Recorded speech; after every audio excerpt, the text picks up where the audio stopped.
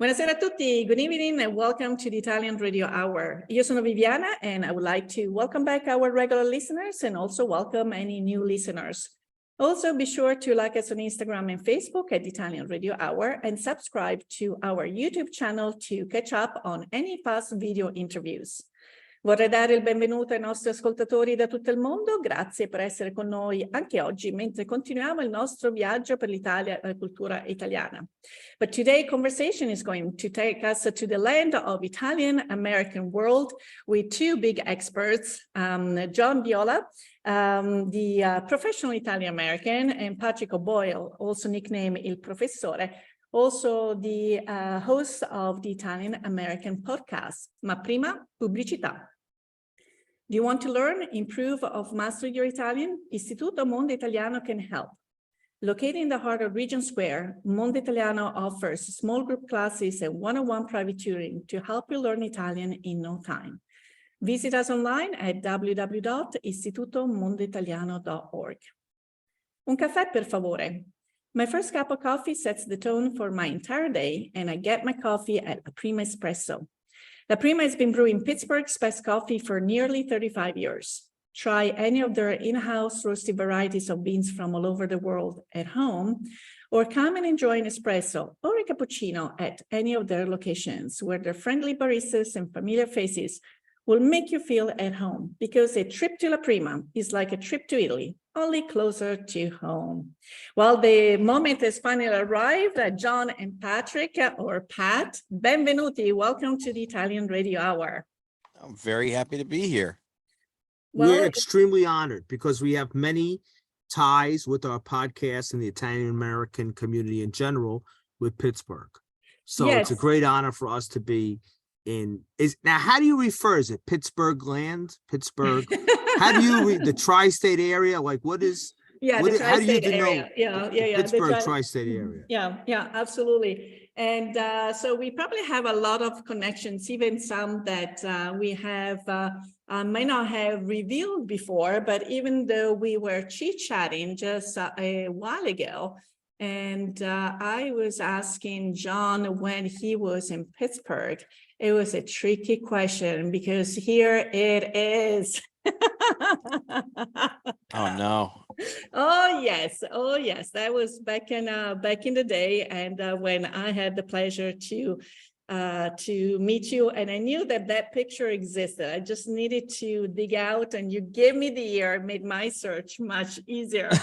Wow, that's always nice to see my younger self. You know, the reflection. Yeah. Now, what year do you think that is? Do we know what year that is? 2016, April. Wow. Mm-hmm. Yeah, absolutely. That was on our NIAF regional tour. The year. So, Patrick, I haven't had the pleasure to meet you in person. And you're better off. Thank you. Count your blessings. No, absolutely. So in order to introduce you properly to our audience, obviously the Italian American podcast is a podcast that's been going on since 2015, right? Yeah, we came on in 2018, I think.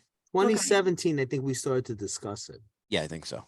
Okay. And so you also, you have weekly content that comes out. Also, you have had also some road trips that brought you to Pittsburgh, isn't it? So how was your experience?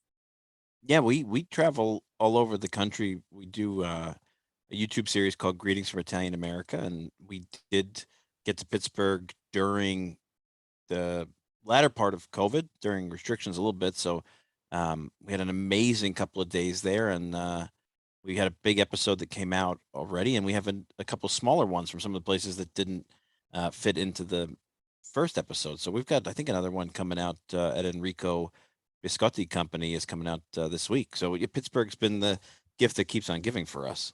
Indeed, in the Strip District, right across from almost La Prima Espresso. So I have a coffee first, and then add for biscotti at Enrico. So let's talk a little bit about your background. Pat, where is your family originally from, and where did they move? Was it just a one-stop, or did they migrate to different places until? That's a complicated. You can't ask me those kind of questions because that's an hour. That's an hour answer. You got to corral me. I have an interesting, I think I have an interesting piece background into this. Everyone asks me my name. My father's Irish, off the boat, came to America as an adult at 17 years of age. My mother's Italian American. My mother's family is all from Campania. My mother's maternal grandparents, her grandfather came from Marzano outside of Naples, and her grandmother came from Piano di Sorrento, and they both got to Brooklyn in 1901. They got to the Red Hook section. Which was interesting about that time is, I was born in Jersey City. We were multiple generations in Jersey City. Red Hook, Brooklyn, at that time, there was a ferry that went from Red Hook to Jersey City before the tunnels came to New York. So they were very much coexisting Italian communities where there was, it basically was the same place in a lot of senses. Like I've said to John, the Italian pastries that you find in Brooklyn, in Red Hook, in South Brooklyn, are the same ones you find in Jersey City. So my great-grandparents, they had a few things that happened in Brooklyn. They thought it was a little bit unlucky. They had a Gumbara on my great-grandmother's side who was in Jersey City, and there was a big Piano di Sorrento community in Jersey City, so they moved to Jersey City. My grandfather had an interesting background. His father came to Jersey City in 1891 from San Mango Cilento, which is outside of Agropoli. His mother had been born in the United States in 1884. Her parents had come to the United States in 1878. His maternal grandmother was born in Teggiano, and his maternal grandfather was born in Sant'Arsenio, but that's all Salerno. So my grandmother's side is all the province of Naples, and my grandfather's side is all Salerno. But that was kind of, New Jersey and New York leaned very heavily Campania, especially New Jersey. So the different sections of Campania, but it leaned Campania. And Jersey City was the epicenter, which is 1 mile geographically from Manhattan. But I grew up in a town where I really am from is North Arlington, which is like a suburb of Jersey City, which is like across the Meadowlands. So now half your show is over. You can't ask me those questions. Don't do it. Don't go down that road. But you want to know something else? I have found everyone has a drug in their life. Mine is genealogy. I love history, and I love genealogy.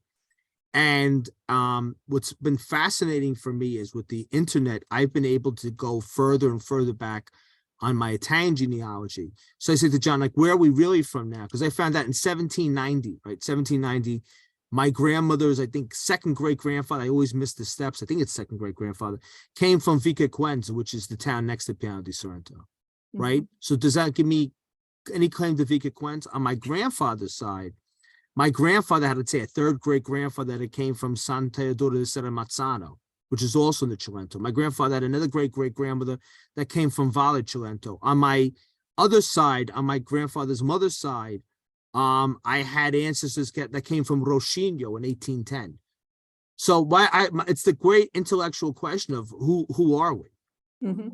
I don't know. That's kind of deep. That's why, you know, when I don't know, for those who don't know, Viviana was on our podcast early, and I had asked her about her genealogy, and she had a grandmother from Avellino. I'm like, where in Avellino, right? Because that's my drug. So I just think that it's all part of the mosaic. But I've never had an ancestor from outside of Campania. Okay, wonderful, wonderful. So a lot of great traditions there. And John, for you, where can we point? I have ancestors from everywhere. I have, I try to do this quick. So my mom's side, my grandfather's family is all from Sicily, primarily Palermo, a little bit from the province of Agrigento and Santa Margherita di Belice, the town kind of on the border of the two provinces. My mom's family is primarily from the Provincia di Bari in Puglia, towns like Palo del Colle and Torito. My grandmother did have a grandmother who came from Avellino, over the Campania border. On my dad's side, my grandmother's family all came from one town for a very, very long time, a town called Sanza in the province of Salerno in the mountains in the Valle di Diano. My grandfather was born in the neighboring town of Bonabitacolo, but we came to find through genealogical research that his father had come to that town after the First World War from Basilicata in a town called Latronico on the province of Potenza. and his mother came from Caserta. So I have a lot of regions represented in my background. And the two of you have ever been to Italy together? Do you Many travel well? times. Oh, a lot. We could have a movie franchise on the What trips would that be we've a done to Pat Italy. and John adventure like in Italy? Wow. It is like, what was Bob Hope and Bing Crosby, The Road to? The Road to Matera. I get to see the poster. I don't know, Pat. We've done a lot of trips together, but if I had to say my favorite trip, and I think probably yours, I would guess, most adventure we ever had was I was still working at NIAF, so I had some work, and we had some work for the Constantine Order. We were part of the U.S. leadership for the Constantine Order, which is an order of knighthood that we belong to, given by the former royal family of the Two Sicilies. And so we tried to combine everything, and we ended up flying into Rome. Pat and his brother Anthony both lost their luggage en route, so we had to do That some was my shopping. brother's fault. Can I publicly shame him? Yes, that's My true. brother bought us airplane tickets. He saved like 27 cents. And he shipped us. I live practically walking distance from Newark Airport, right? Yeah. Newark Airport has a plane to every part of Italy, almost as good as JFK. My brother gets us on a plane and sends us on Air Canada to Toronto. Who does this? I had to go west. I had to go into the tundra of Canada west on Air Canada to go to Rome, but it gets better. The stopover, layover time, I don't do these because I'm from Newark. I go everything direct. What do you call it? When you're between layover. Stop, same difference. Yeah? It's like a 45-minute layover, right? We land in Canada. Time for an espresso. No, it was not horrible. even. It was the worst trip. We land in Canada, right? No, we land in Canada. We get off the plane in Canada, and we're running. And I'm fat and chubby. It's like Chariots of Fire. They must have had the Richter scale. Must have been going off the charts in Ontario. We're running to get from one plane to then we got to go through Canadian customs. They got to pay 40 questions. I never been to any other country in the world. They were so interested in me. I don't know why, right? With five, where are you going with? So we get to custom. Of course, it's Canada, so I guess everything backwards. Customs Canada, right? Like Mail Canada, Post Canada. We get through Health Canada. We get through Customs Canada, and we get on the airplane. And there's no way, there is no way in God's green earth that they would have had the time because we were delayed in Newark. It was raining, snowing, thunder, something like that. We're delayed in Newark. There was no way they're going to get our suitcases on the plane from Newark to Toronto, Toronto to Rome. But they tell us, oh, don't worry about it. We have 11 planes leaving every day from Toronto to Rome, and it's going to be on the next plane. You have nothing to worry about. Just be comfortable, and we're going to bring it right to your hotel. And I said to my brother, this ain't a bad gig. We don't have to get the suitcase. We just go through customs in Italy, and they're going to bring the suitcase to the hotel. I thought it was a positive. We waited like 3 or 4 days to get those suitcases. Yeah, it was brutal. Our Lord died and resurrected in the amount of time that I had to wait for those suitcases. It was the worst. Really, here goes the episode. I'm screaming at my brother. My brother calls my mother. My mother's calling the Canadian embassy, crying on the phone. Please help my sons. John, we were supposed to meet Renzi with John because John was the head of NIAF. It's a big deal. We're supposed to meet the Italian prime minister, and all I have is my travel sweatpants. You know what it's like? I didn't even have a fresh mudanda, nothing. Do you know what it's like being built like an American and trying to find underwear and clothes and socks in Italy? And my brother just keeps crying. My mother's calling me up. Why are you screaming at your brother? My mother wants to die. That she's making an novena to St. Anthony. It got so whacked out because I'm screaming. We don't have a suit. They're like, go buy a suit off the rack. How am I going to buy a suit that fits? Because I have a broad chest. I'm like a male Dolly Parton. I have a huge, huge broad chest. I can't buy suits anywhere. That's why I go custom. I can't get a suit. They tell me buy a suit. My mother goes and calls the Canadian embassy in the United States, and she hits the button for when somebody dies. Like if this is a true emergency, so my mother hits the button. It's like a Saturday night at 9 o'clock. They get a Canadian, I guess it's the official who handles dead bodies, calls my mother. Yes, is this a murder? And my mother starts crying. Please help my son. Please help my son. Wait. Right? They hang up the phone on her. They just gave her the riot act. Why are you calling this number? It's for dead people. She pulls the same stunt. She calls the American embassy in Toronto. Same thing. Hits the button for dead people. We get nowhere. We call up. The worst customer service in the world is Air Canada. Like Air France is rough, but they don't make believe they're nice, right? Canada has this, the polite thing. That was a total fraud. It was the worst customer service, but we thought they're Canadian, right? Canada's supposed to have their act together. We're the train wreck. They have their act together. But I could go on and on with this story. But I think that was the beginning. So that was the opening act to Pat, John, and Brothers Italian Adventure. I fell asleep I got bawled out. John can tell you the story. I sleep in a car like a dog, like a newborn baby. And John had in the car a Princess Royal. I'm not making that up. A Bourbon Princess Royal. And I fell asleep on her shoulder and snored from Naples to Bari, Italy. You can't make this up. We landed in Rome, had disaster the luggage. We had meetings. We flew to Palermo. They lost my luggage, Alitalia, Buonanima, Alitalia. We had meetings in Palermo, which was great. It was Pat's and Anthony's first time in Sicily, so we had a great time. We were supposed to have meetings in Bari, and then we were going to be there for the Feast of St. Nicholas, the big patron saint day, December 6th. So I kept saying, we'll just take a train. We'll take a train. There's no direct train from Palermo to Bari. We wouldn't make it in time for our meetings. Direct air flight. No direct airline. To get to Bari, you have to go to Rome. Yeah, no direct airline. So we ended up having to take an overnight ferry to Naples, which happened to be on the night of the big Italian referendum where Renzi's government fell. So we're on this boat with everybody watching election results in this ferry. Pat fell asleep. We left him there. He had let's back this up a minute. Pat fell asleep. We left him there. I'm on a ferry. So we're on it. So we're in Palermo. John takes me to this house of a very prominent family. It was the most elegant dinner I think I've ever gone at. The furniture. I mean, it was Sicily. Beautiful. People were dressed like it was like a movie set. They were so well dressed. There's 18,000 plates in a buffet table, but they're all a combination of swordfish and eggplant. That's not fair. That's a low blow. 8,000. No, I love swordfish, but I never realized Sicily's love affair with swordfish and eggplant. So it was swordfish and eggplant, 18,000 different ways. So John's like, we're in Palermo. He's like, no. And I mean, it made sense. I can't throw John under the bus with this. He's like, we'll get to Palermo, then we'll just get a flight to Rome. I mean, a flight to Bari.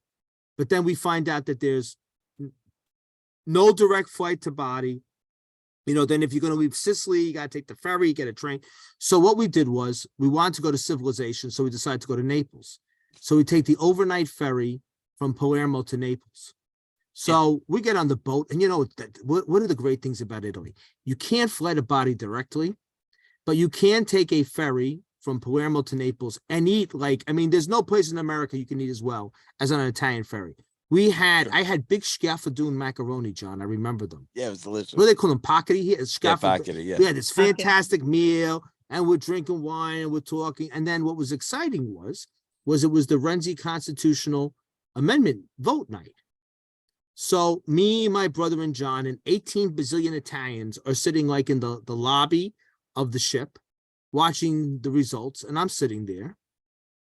And then I fell asleep without realizing it. I don't know if you realize when you fall asleep. And I wake up, and the 18,000 Italians are gone, and so is John and my brother. I'm abandoned in the lobby, but I don't know our room number. They didn't give me a key, a number. They didn't stick a note in my pocket. Come find us here. I'm walking around the boat like a vagrant, door to door, trying to find my brother and John. Their cell phones are off. They're asleep. The sun is coming up. But that's it. But that was a memorable trip, John. Yeah, we went. We went. And they laughed like, ha ha. We rented a car. We drove to Bari. We had the amazing feast St. Nicholas. Then we spent the next day in Matera. Then the day after that in Molfetta for the feast of the Immaculate Conception. And then I think we flew home. I don't know. Did we drive to? I don't even remember. I don't remember how we got home. But I remember where we ate because we were in Piazza Garibaldi. Why they would name a piazza after Garibaldi in Naples, I'll never quite understand. But they had Piazza Garibaldi, and we went to the Sfogliatella place that had. We went to Passa l'Acqua for coffee. And then we went to, there was the place that's 5 million Sfogliatella. Now Naples, John, you said recently, Naples has exploded as a tourist destination. Yes. But there's a lot of great places just off the beaten track places. So I remember you were getting the car and I went for coffee in a Sfogliatella, which kind of sounds right. Oh, right. You and So Anthony were the doing like the combination. adult stuff, like get in the car.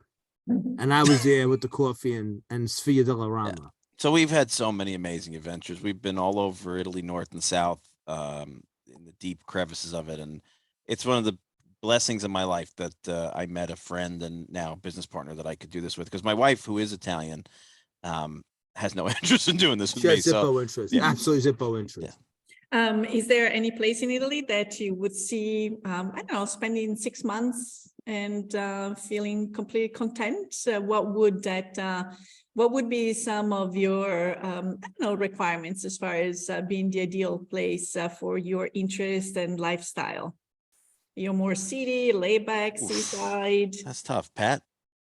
I think that it depends on what you're doing there, because Southern Italy is a lot of fun in the summer. There's no place in the world that's more fun in the summer than the south of Italy. But when the fall comes, a lot of those small towns get very, very, very slow. Mhm. So if you have a New York mentality of go, go, go, I was in the south of Italy in October, and really it's my own personal character flaws that I just couldn't sit back and enjoy it. But I'm like, okay, well, I just got to sit here. And you have beautiful weather, and it's cool weather, and it's not hot, and you have fantastic. I mean, you have all the nice things that makes Italy Italy. It's just much slower. Everyone's kind of gone. The people from the north of Italy who come back are gone. So I think I would pose it more as a challenge. I think a city like Naples or Rome that's kind of moving. Mhm. I don't know. That's a good question. I don't know if I would get bored, or maybe I would kind of learn to adapt to it. But I think anyway, I mean, the South, But I mean, everyone has different, as I said, if you are a city person, you want a place that is always happening, jumping. My husband and I always have that question to one another, because at some point we'll transition back to Italy, not anytime soon.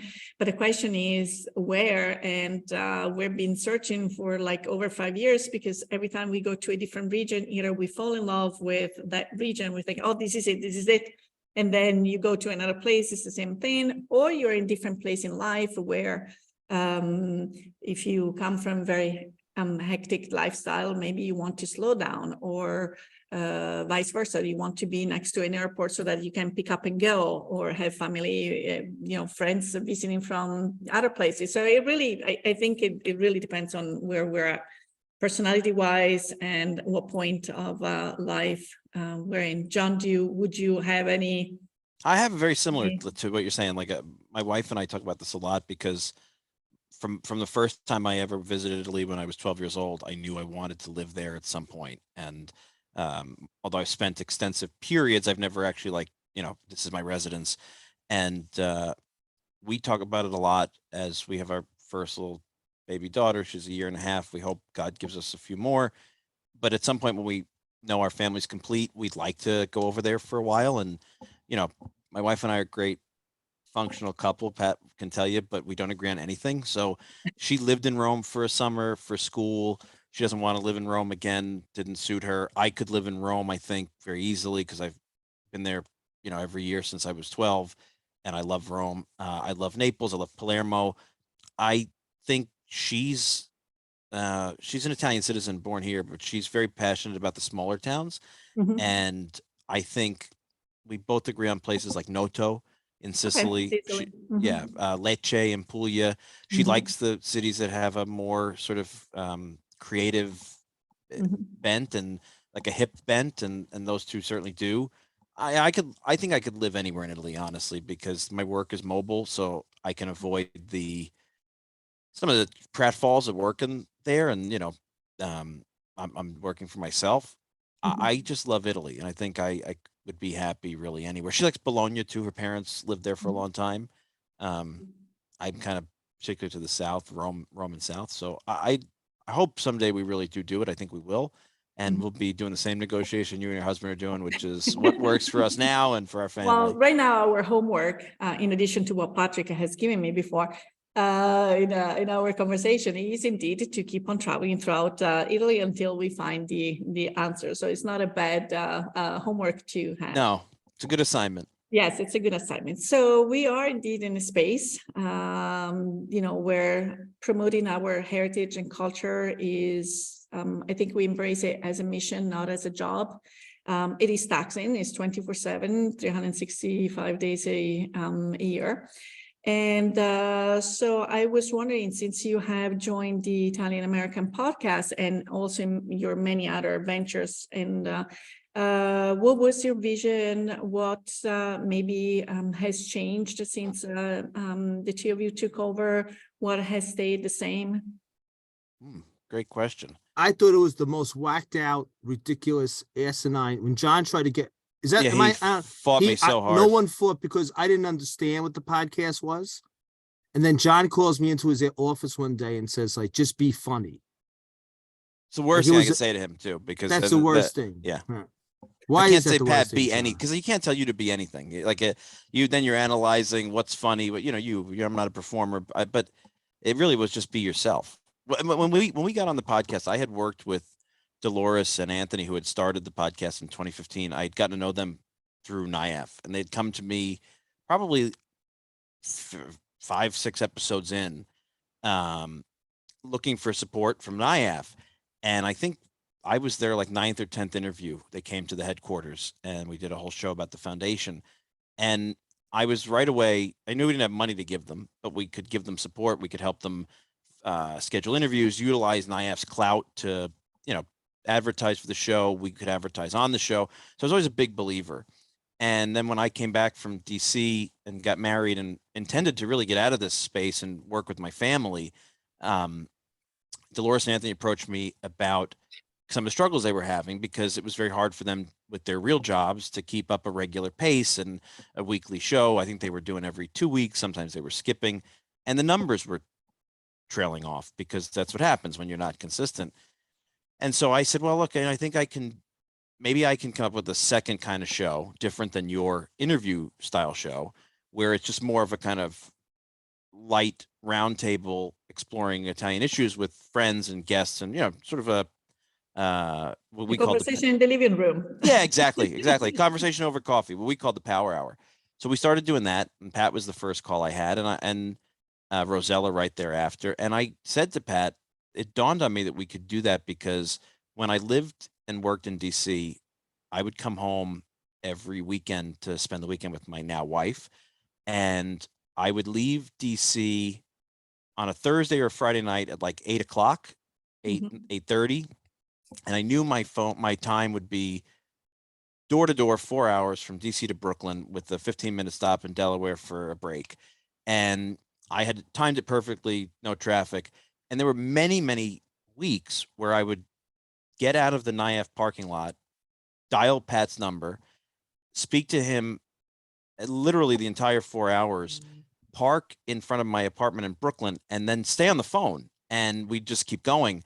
And so I thought to myself, well, if we can just do that and present it to an audience and then bring other people into the conversation, it shouldn't be that hard. I didn't really know how hard it was going to be, but I just kept saying to him, we've got to do this together. We've got to do this together. Because I knew our dynamic and our friendship and our love for one another was going to be, contagious, accessible. Yeah, hopefully. Right. And so it's become a lot more work, but that was the impetus, and it's changed a lot. We did merge the two shows together over time for practicality reasons and efficiency. And we do a lot more interviews like the show started than I kind of thought we would. And to Pat's credit, he started out under the impression that we were going to struggle to fill up the calendar. And now he's the biggest crusader and evangelist for the show. And he does all the bookings of guests and stuff like that with Stephanie, our associate producer. So he really oversees who comes on the podcast now. I didn't understand it. So I was coming from a place of ignorance when John wanted to do it. But what I've learned these years doing it is, I'm an attorney by profession, and I've taught law classes at different universities for, it'll be 17 years in the fall. And I quickly learned that the podcast was the biggest classroom I've ever had. And what shocked me was, I'm 48 years old. I've spent my whole life in geographically what I can best term as soprano land. right? So if you watch the TV show The Sopranos, or if you hate the TV show The Sopranos, I live in the dead center of it. So I grew up in a place where Italians dominated the culture and the area. We had the highest numbers of Italian American in our particular municipalities. We had a lot of immigration that came in the 50s, 60s, 70s, and even into the 80s. Some people in the early 90s. I went to school with people who had been born in Italy, who were born in Italy in the 70s and had immigrated to America as a small child. You could be in America many generations, but still very Italian, because things like, we had Rai on TV on the UHF channel, for those of you old enough to remember what UHF was, for 2 hours every night. There were cafes and stores that sold, cassettes and later CDs of music from Italy. There were kids I went to high school with who would spend their whole summer in Italy and would come home with music. So we were never, we didn't have the cutoff that ossified certain parts of Italian America, because they had a big wave of immigration, let's say before World War I, and it kind of froze. So we had a constant inflow of people from Italy that kept the culture alive here, maybe changing, but alive. So I had just assumed, living in very much a bubble, that everyone kind of had this. So I just assumed that everybody knew all the stuff that I know, right? And it's not a special knowledge that I have. It's just living amongst these things. And then as we began to do the podcast, people would just say to him, I would be flooded with these messages saying, I never knew that. And there is a moment when one of our listeners, the moment that changed my whole life with this, is that in Neapolitan, in Napolitan, the language, Tatone is grandfather. That's the old Neapolitan that would probably be before the quote unquote unification of 1860. So in Neapolitan, in the Cilento, Salerno, and Campania, and lots of parts of southern Italy, the word for father was tata. And the word for grandfather was tatone, the big daddy, basically. That's kind of like the French grandfather that we have. So with very early immigrants, they would call their grandparents tatone, or in some parts of Italy, it survived maybe into the 50s or 60s. Now, the reason why that is that Dada was the real or autochthonous Neapolitan Tata and Tatone for father and grandfather. But what was very trendy was, as France was considered the the world standard in class and high class things, and even the Russian, the Tsarist court spoke French. The French word for father is papa, and a lot of Neapolitans began to adopt papa in the 1850s and 60s of the higher classes, because using a French word showed that you had money and that you had class. And there was a great book that was written about the people in Salerno. I forget the name of it. A friend of mine from Italy had found it. And it talks about I think it was the 1870s, a family in the Cilento makes a lot of money. And so they tell their children, stop calling him Tata and start calling your father Papa, because that shows that they kind of arrived. So because language, people pick up things in language that make them sound more prestigious. The reason why we dropped the word "the" in conversation English to you. The same thing happened in Neapolitan, was that people stopped using the word Tata, which was considered kind of agricultural and low class, and picked up the word Papa. So the concept of Tatona being the word for grandfather was lost. So one of our listeners had reached out to me and had asked me if I knew what Tatona meant. He said that his grandfather, his father, right? So you figure he's about my age, so his father would be in his 70s or 80s now. His father would be in that age bracket, called his grandfather Tatona. Mm-hmm. And they had assumed that the grandfather had been called Tatona because it was a nickname, like Jimmy or Frank, or Spike or something like that. And I said, no. Your grandfather was being called Tatone, which was the ancient Neapolitan word for grandfather. And the guy starts crying on me. He's become a dear friend since then. And he said to me, like, we've been trying to solve this mystery for so many years, and you've solved it. And he goes, when I have grandchildren one day, they're going to call me Tatone. Okay. And that is a before and after my podcast life, because I said I have, and my brain is an addict of dusty anecdotal stuff like this, and sharing it, there's a value to it. Because see, I was told my whole life that this was a waste of your time. So why do you care about these things? Why do you care about dialects and languages and origin? And it's a waste of time. It has no value. So to give the podcast credit, all that information that had accumulated in my brain, it was the first time that people had shown me that it really had value. So I had stuff to give and they had stuff they wanted to learn, like stuff like things that a lot of people just take for granted. People ask us like, well, you know, my mother has a wedding favor, and when my mother got married, there were wedding favors, and there were these little candies. I think they were almonds, and they were covered with there were white sugar, gunviet, right? I would say my word would be gunviet, you say confetti, and especially with the Gen Z and the millennials, you have a lot of people who grew up in places like Texas or, you know, Nevada or some other part. I mean, even not Nevada, maybe Oklahoma, where there weren't a lot of Italian Americans. Maybe they were a quarter Italian American, they were an eighth Italian American, and they didn't have the exposure to the stuff we have. So they're trying to learn about their background. I don't understand what goes on with people's identity in their head, because it's always a personal thing, right? How people perceive identity. But they're looking for information about ties they have with their heritage, thing they lost with the Italian American heritage, questions. And I feel that we have the most important thing. We bring a lot of people on. I say we're a little bit like Carson, like, you know, there's a mixer who comes on. But I think that the greatest thing is for those people that have questions, we're educating and giving them answers. And it's so fascinating because, as I said, you live this experience as an Italian American. I'm educating myself as someone that was born in Italy, but has been in the US long enough to dual citizen, Italian and American. And we were having this conversation before on your podcast that unless you have traveled throughout Italy or in the US, you experience the Italian experience of every single state and enclaves and everything. It's hard to generalize. And unfortunately, a lot of this information is dying out or has died out because we're already now so many generations removed.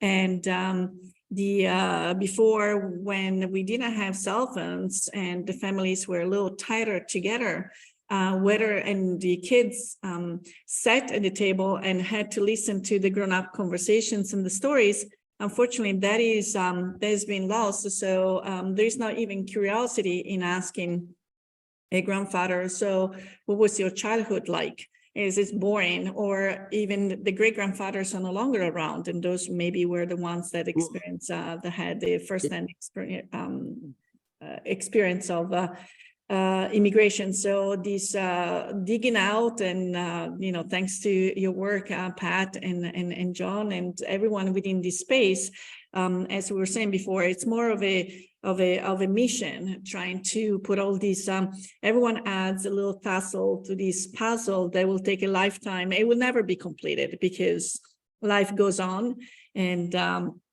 but we all do our best to kind of be inclusive of all those experiences and learn from one another.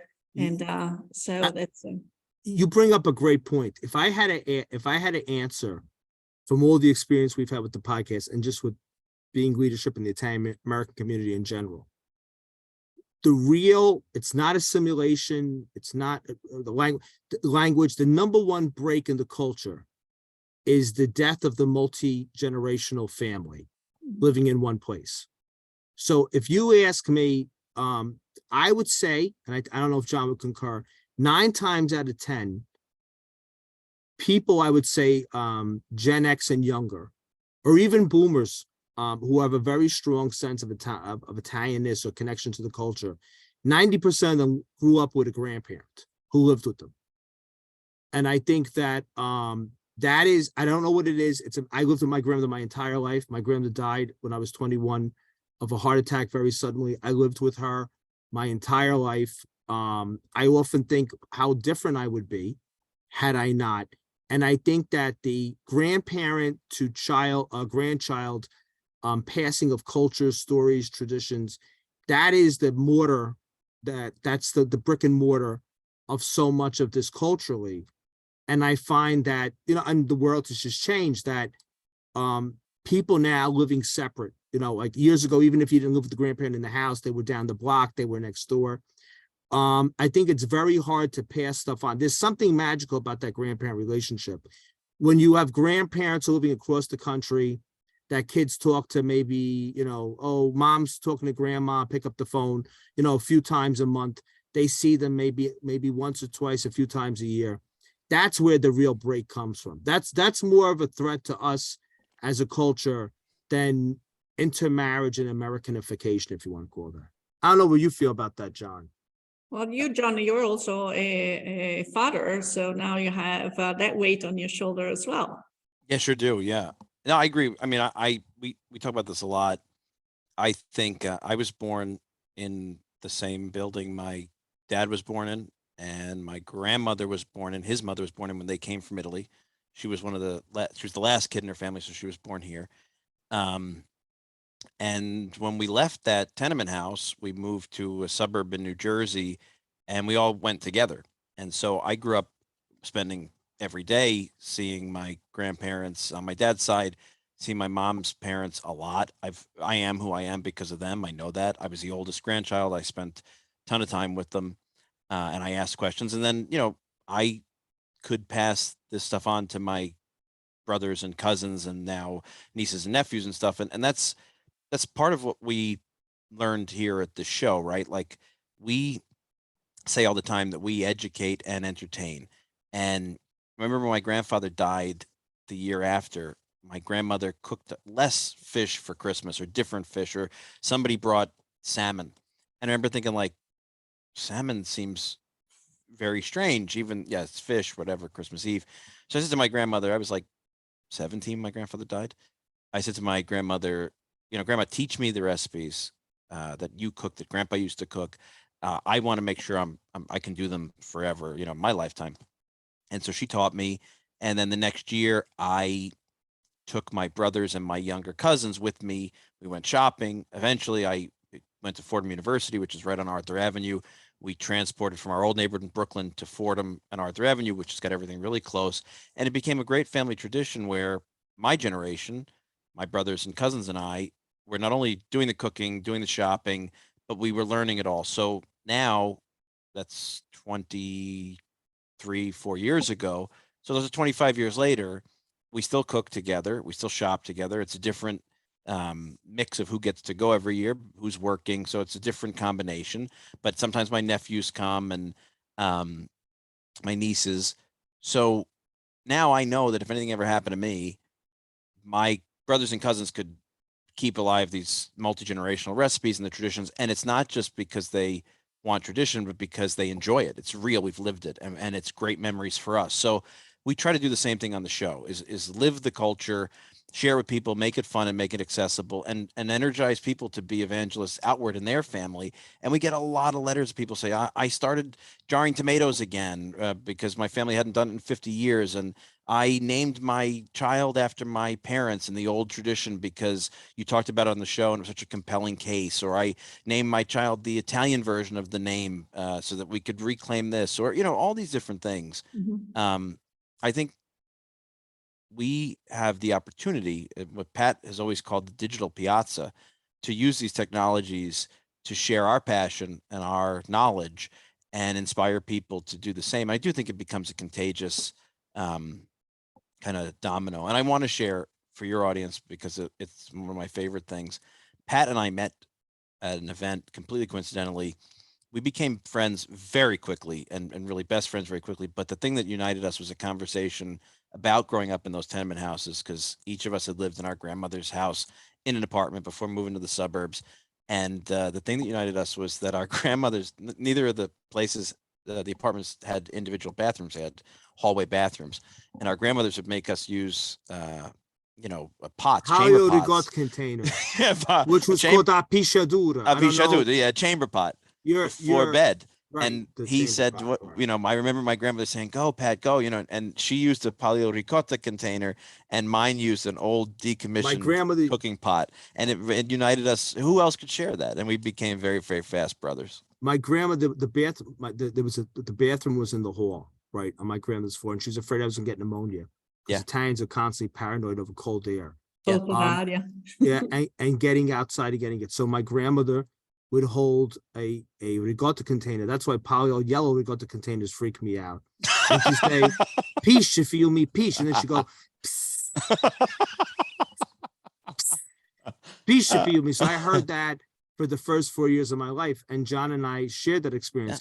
I don't know if you had the peeing sound, I don't know what you would call it, No, I didn't get the encouragement sound. I got yelled at. Feel me, peace. You have to go before. You can't leave the bed. Because if I left the bed at night, I'd get sick. And she didn't want me to leave the bed. So anyway, that's this podcast, my friend. If I didn't say, if you didn't have a show, I would say you guys need to get a show. Thank you. You're never going to look at a ricotta container again. The same way. But the interesting thing that during COVID is that, for instance, a lot of people wanted to go back to a more to a simpler lifestyle because we were at home more. So just kind of we regained the structure of the family. We were with, I don't know, children or wherever around. Obviously, you know, things have picked up again. So maybe some of the good habits stayed, some others, you know, they just calmed to the pace of life. But obviously you are in a space where, again, we're trying to have a conversation here in the US and in Italy as well. And I'm going to put because I've seen some pictures now. Maybe I should also put the hat, but yes, I love that. John, showcase.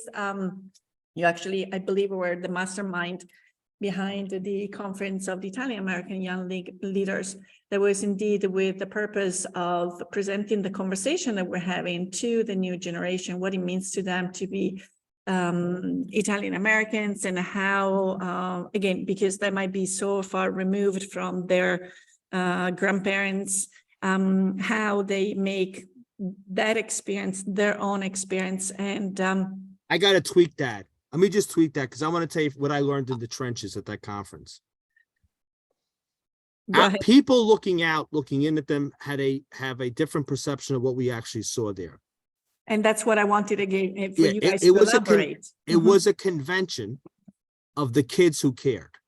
So if you have a family of kids who are Gen Z, maybe you have 20 or 30 grandchildren mixed in a family between cousins and nieces and nephews and all kinds of people. There's one kid who really cares, who's going to stay up with grandma and make whatever they make at Christmas and not go out with their friends because they're helping grandma make the stuff at Christmas. And they're the ones who care about grandma's stories and they want to know where they come from in Italy or what it was like for the grandparents. And the rest of the cousins kind of care, don't care, tangentially care, are not going to go out of their way for it.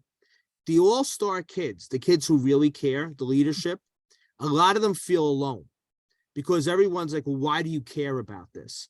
In that room, they all found each other. So a little bit like us now, right? Yeah, exactly. That's what it was. And then we left them alone. We put all the kids in the room who were the diehards in the best sense.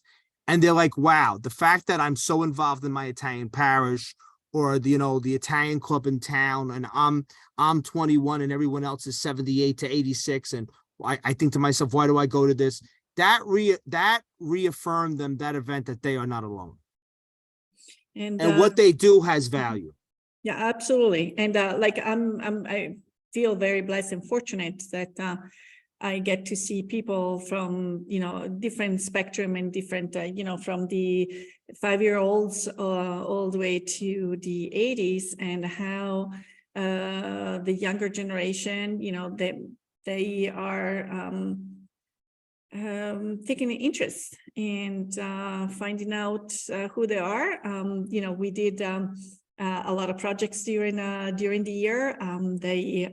Because when we talk about Italy, people might have, if they've never been, some generic ideas or the main cities, and they did a project, 6th, 7th, 8th grade, of picking a region and presenting it to the rest of the class. The class had also a little sheet in front of them where they had also to mark what they learned from it, what surprised them the most. And that was, we collected also some feedback, and that was the most interesting project for them, even though a lot of students didn't have an Italian background. So as as I say, creating and building that curiosity, I guess is the biggest mission that and responsibility that we have. And also you had, I think Umberto's daughter was there from Italy. You had a couple of kids from Italy as well. Umberto's the best. Yeah. Umberto, yeah, so he was on the program a few weeks back. Another, obviously being from Rome, and again having that presence in the U.S. and Italy to kind of keep the conversation going. Italians hate each other. Italian Americans hate each other. We're a culture of rivalries and independent kingdoms, and who can't be at a table with this one, and who talks bad about that one. Umberto is the universal person everyone loves. Yeah. I have never once heard anyone not love Umberto. Am I right, John? Yeah, he's so lovable. He's like the Mother Teresa of our people. I think, there are historical reasons why, people, but I think right now we are in a position where we're setting up the road, the stage for a more inclusive. We come from different backgrounds, but eventually we can do business together. We can exchange ideas. We speak different language or dialects, or and it just, as I said, right now I think it's the era of lowering down those barriers and just bring everyone around the table and see what we can learn from one another. Yeah, and I think to your point, like the younger generation, at least in my experience with the Italian American community, they don't really have the patience for the, like, oh, you can't be part of this club because you're part of that club, or this rivalry. And to be fully transparent, it was Pat was the mastermind behind the Italian American Future Leaders Conference. I was Stephanie and Stephanie gets a lot of the credit for doing the actual legwork. We were the ones who sort of executed it, and we had great support from Basil Russo from the Conference of Presidents, and it was really a wonderful experience for us, a magical kind of couple of days. But we heard a lot of the same stuff, which was these people were interested. There was 21 to 35-year-olds from all over the country. All of them applied, had to be selected, and they don't want to be part of bickering. And it's an open future, and you can be a part of Sons of Italy and still be a part of NIAF, and you can be a part of ISDA and still be a part of UNICO. And it's more about being in the room together and feeling safe and empowered. And I set out in this life of mine professionally because when I was 17 or 18, a friend of my family took me to NIAF's big gala in October in DC. And I didn't know there was a youth gala downstairs. So I was up with her, and she was a member of different groups and whatever. And it was boring, to listen to these speeches at 17 and everybody patting themselves on the back, and, well, deservedly so. But the end of the gala comes, and I go upstairs to the lobby of the DC Hilton, and Diana Famia, who's from the Italian Welfare League, who was my dad and mom's friend, she went off to bed. So I had my own hotel room, and I was, 17 years old in a hotel. And all of a sudden, there's a piano in the lobby, and somebody sits down and starts playing all these songs that I learned from my grandparents. And then the youth gala ended, and all these people my age came upstairs, and we start singing on the microphone. And then Jerry Vale is singing, and Tommy Lasorda is singing, and we're all singing together. And it's just this wonderful cacophony. And having grown up in a neighborhood in New Jersey that didn't have a lot of Italians, I always felt so isolated and alone. But here I was, and the cool kids were the ones who knew the words to Peppino Sorigilla. And so I found my mothership, and I just wanted to participate in more of this stuff. And then we would travel and see each other. So my whole life became about that, about this great diasporic tribe that I belonged to, that I could access at these kind of things. And now with technology catching up, because that was so many, 20 years ago, you can access it online like this with these shows. Or what we'd like to provide through Italian American Future Leaders is a once a year Comic-Con where everybody, starting with the young future leadership, can get to know each other. But in the future, our commitment in hosting this thing is we committed to 5 years up front. And we hope at the end of that that this conference can grow, not just for future leaders, but make future leaders a segment where it really is an Italian American convention, and people and companies and business to business and different groups can come together once a year. And instead of feeling like rivals based on how you exercise your Italianness, they can celebrate the mosaic of our culture here. So that's the goal.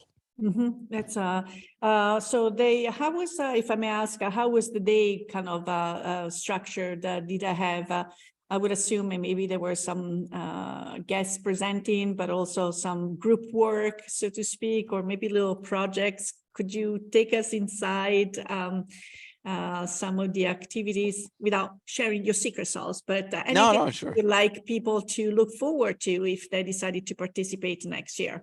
Yeah, it was very, we decided when we did it, Pat set out the challenge at a conference of presidents meeting, and I took up the challenge and said, I'd like to do this almost secretly, because as you know, one of the sort of not so great things about the Italian what's the word I'm looking for? The Italian tendency towards malocchio is like, if you fail in a great public spectacle, everybody's going to remind you of it. And if you succeed quietly, you can grow much, much healthier. So we limited the participation to kids who were nominated by constituent members of the Conference of Presidents. So you had to be nominated by one of the groups. We didn't advertise it open to the public. We made it kind of quiet. And frankly, we were very upfront about the fact that we wanted it to be a learning experience for us too. So the schedule was flexible. We basically said to these young people, listen, we've all been in your shoes. You join a club, you're young, you're energetic. The club says they want to get younger. Then you come with all these ideas and they tell you, like, wait in the back of the table till 20 people die, and then you can eventually become the president when you're 80. And that happened to me at NIAF, to be very frank. I mean, I was the president of NIAF from 28 years old on, and the whole reason they brought me in at that young age was I had the institutional knowledge, but I was young and they wanted young people.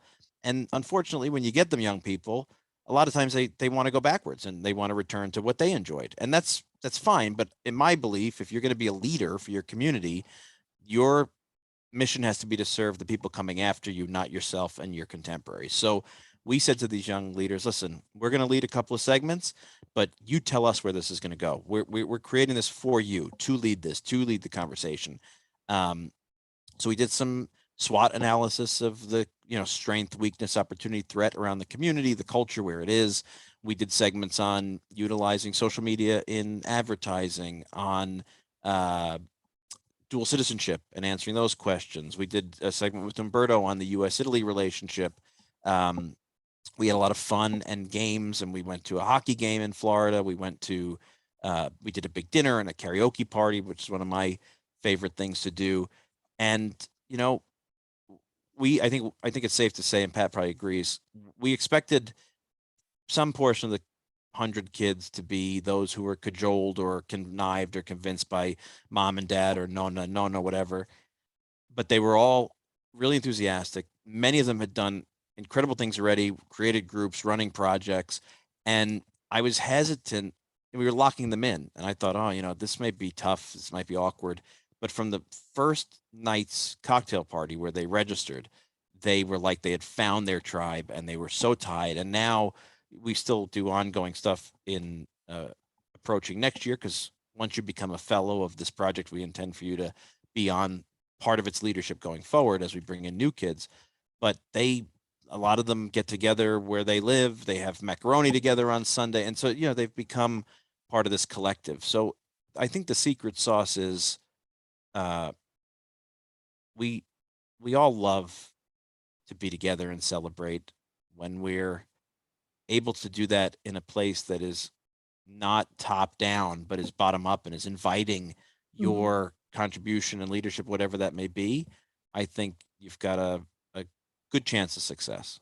Yeah, something is dynamic and fluid, and the experiences and the learning come from both directions. And Pat, you wanted to add something. The key is to leave the kids alone, because they don't want to be lectured to. The key, put them in the room. I mean, they're not kids. The age group was like 21 to 35. And but then, like, look at the word I use, kids. Italian power dynamics are, I need to hold on to power until I die. Right? We're not really good at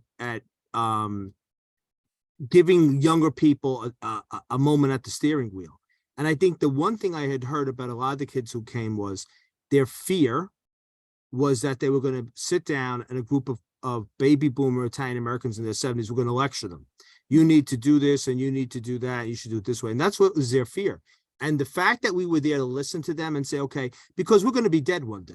That's the beauty of life. It ends at one point, right? So there's going to be a time when we're gone. I'm Gen X already, right? I'm old enough to be a parent to a lot of those kids. They're going to have the helm and we're going to be gone.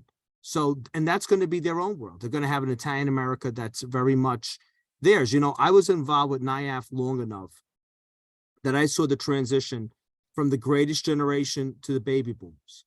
And even the ones who were born, first generation American, their worldview, the baby boomer, the greatest generation, who were the World War II generation, who were born here of Italian parents, everything about them was totally different from the boomers, the majority of which was their grandparents. So to being Italian to them was a different thing.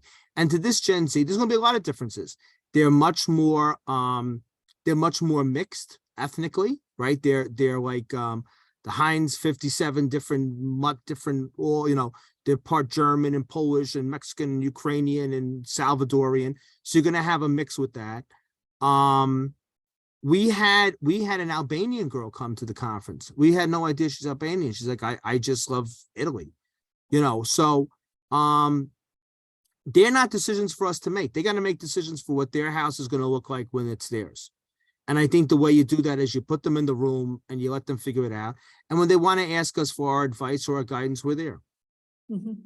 Indeed, kind of giving them the power to take it to a conversation to a level that it does matter to them. Because even the idea of clubs, with memberships and so forth, a lot of people is dying out because also we come together in a different way. With different needs and with different experiences or need for different experiences and conversations. So it's great to see that, again, this is evolving in wherever is the dynamic direction that this is going to go. Well, we're kind of at the end of our conversation here, but I do have a question for you, John. I cannot help but looking at that pipe collection behind you. And I was wondering if you can tell us a little bit about it. Yes, this is my primarily Italian pipe collection. I am a reformed cigarette smoker, thanks to my wife's, I don't want to use the word nagging, convincing. Encouragement. Thank you. That's what I was looking for. So thanks to my wife's encouragement, I stopped smoking cigarettes years ago. I took up pipe smoking and I bought a pipe in Italy, started researching. I didn't realize most of the briar wood, which is the best type of wood to make pipes, comes from Italy. Mm-hmm. I started learning about the world-renowned manufacturers of pipes that are in Italy, mm-hmm. and how many of them are in the north of Italy, mm-hmm. And some smaller ones in the south. So I set out to collect samples from as many southern manufacturers or artisans as I could, and I got a nice vast collection from all over, some from northern Italy too. Mm-hmm. And we started what we call the Two Sicilies Pipe Smokers Club. So mm-hmm. a bunch of guys get together every couple of months. We have a big Southern Italian dinner. You have to have a Southern Italian made or Roman. We let Central Italy into pipe as your membership card. And afterwards we sit around and smoke and talk about everything under the sun. It's a nice way to have some physical heirloom of Southern Italian creativity with me. So you see, I just learned something from you because I had no idea about this northern tradition in Italy of pipe making. Is there a specific city that is more well known for their pipe making tradition, or a region in general? There's a lot of them. I find Varese is mm-hmm. a big one. There's a lot of manufacturers up there. A lot of manufacturers have moved around as Italy industrialized. There's companies like Savinelli is one of the biggest pipe makers in the world. Brebbia, Rossi was probably one of the oldest mass-produced pipe makers in the world. so Varese comes up a lot, but there's manufacturers all over the South and spread throughout, all over the North and spread throughout the South. And there's just, look, they're beautiful. They're artisanal. Many of them are made by hand, and they just that fine Italian hand in something that you could put in your pocket and puff on when your brain needs a break. That's interesting. So we talked about this Varese tradition when I was talking to Stephanie Longo, who is also your producer. I discovered about the beautiful tradition of La Corsa dei Ceri in Jessup and Gubbio. So again, it's just by asking, just by having a conversation in the living room, so to speak, okay, now over the web, but I got educated, and I thank you both for that. And so I don't know, Patty, if you have any final words or message before we go into the closing. I usually play my kazoo, but I don't know. Let's see if it works. I'm having kazoo issues. I don't know if John told you this. It's the only instrument I was ever able to play. No, see, it doesn't Still work. no go, John? Doesn't pick up on the Zoom. Terrible. Zoom is anti-kazoo. And we're going to do something about that. Maybe you will have to wait for the next version of Zoom. Yes, exactly.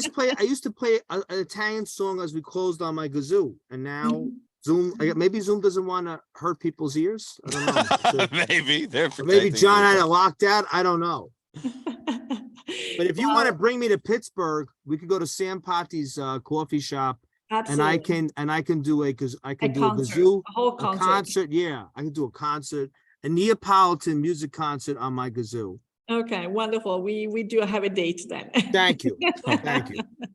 Well, unfortunately, our hour is up. Il Big Ben ha detto stop. It's time for us to say arrivederci e alla prossima. We want to thank you for tuning in into the program. If you have any questions or comments, or if you have any topics you would like us to address, please contact us at theitalianradiohour@gmail.com. We would love to hear from you.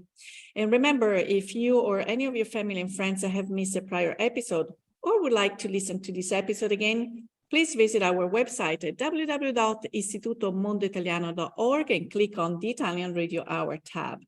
You can also subscribe to the Italian Radio Hour on YouTube or where you catch your favorite podcasts. We would like to thank our guests, John Viola and Patrick O'Boyle, our sponsor Istituto Mondo Italiano, La Prima Espresso, and until next time, alla prossima. Ciao, ciao.